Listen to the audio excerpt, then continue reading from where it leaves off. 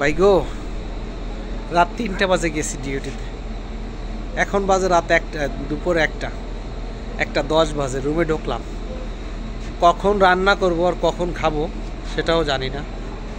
ছিল কটা ভাত গতকালকের, নষ্ট হয়ে গেছে। এখন যে রান্না করব, আমার আগে যে গাড়ি আসছে তারা সবার চুলা আটকাই দিছে। আসলে ভাই, প্রবাসীদের কোয়ার কোনো জায়গা নাই, কার কাছে বলবো সেরকম কোনো জায়গা নাই। এখন যে পরিমাণ রোদ, এখনো দেখতেছেন ঘাম শুকায় নাই শরীরের। গাড়ির ভিতর বসা ছিলাম, গাড়ি থেকে নাইমা রুমে গেলাম, রুমে যাইয়ে দেখলাম ভাতগুলো নষ্ট হয়ে গেছে। চিন্তা করছিলাম ডিম আছে, ডিম ভাইজা ভাত খাবো। গেলাম ভাত রান্না করতে, যাই দেখি চুলা 3টা পুড়ি।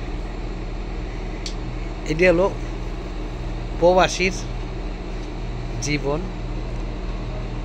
এটা না যায় কারো কাছে শেয়ার করা, না চায় কেউ বুঝতে। কোনো আপনার তো আর কেউ আপন নাই এই প্রবাসে, আমার নাই। কোনো একটা প্রবাসীর আপন কেউ নাই যে রান্না করে দেবে। রাত 3টা বাজে গেছি, শরীরটা কিন্তু পুরোপুরি সুস্থ হয় নাই, আমি এখনও কিন্তু অসুস্থ আছি, তো ডিউটি করতে হবে। এখন এই কথাগুলো বলার কারণ একটাই, এখন এই মুহূর্তে আমার মাকে এবং আমার পরিবারকে খুবই মিস করতেছি।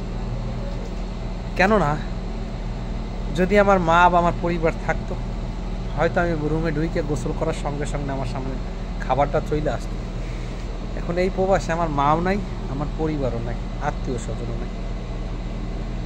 আমার মতন হাজারো প্রবাসী আছে যে সারাদিন ডিউটি করে আসিয়া না খাইয়ে ঘুমাই থাকতে হয়। আমি না খাইয়ে ঘুমাই থাকতে পারবো না, গোসল করে আমার যাইতে হবে বাকালায় যাইয়া দেখি ওখান থেকে কি খাওয়া যায়। টাকারও একটু টান যেহেতু মাস শেষ, স্যালারি পাবো 15 তারিখ। এইভাবেই একটা জীবন প্রবাসীর, শুরু হয় এইভাবে, শেষ হয় এইভাবে। হঠাৎ করে একটা সময় এক প্রবাসী, এই জীবন যুদ্ধ দেখা যায় অনেক প্রবাসী হেরে যায় কি, যখন তার শেষ ঠিকানায় তাকে ডাক দেয়, তখন তো সে হেরেই যায় তার জীবনের সাথে যুদ্ধ করতে করতে। জানি না আমার নসিবে কি রাখছে মহান রব্বুল আলামিন।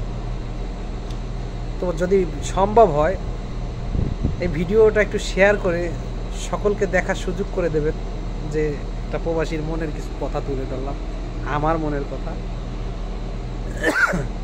এবং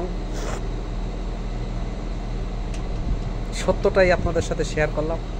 যদি ভালো লাগে শেয়ার করে ভিডিওটা অন্যকে দেখার সুযোগ করে দেবেন। ভালো থাকবেন, আল্লাহ হাফেজ, সালামু আলাইকুম।